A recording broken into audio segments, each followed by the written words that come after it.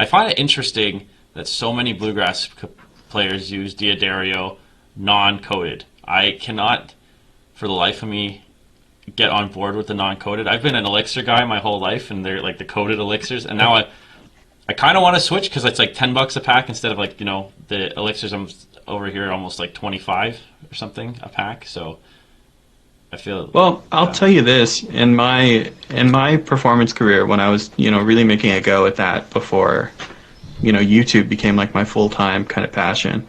I think the most I ever played was like 150 dates in a year, which is a lot. Is a lot for someone with like no notoriety too. No one knew who I was or anything. I was just gigging with different bands, and yeah, playing a show every couple days throughout the whole year, you really burn through strings, especially playing bluegrass. It's a really heavy genre to play, and so I would change my strings at least once a week.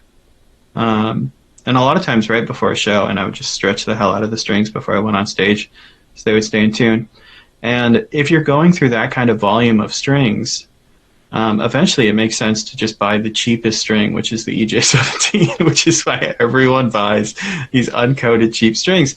If you buy, like the bulk pack of the coated ones, which I do now, I fully admit that I do now, what is it? It's like $500 or something for like the big bulk pack of them, so you just like pull out string after string.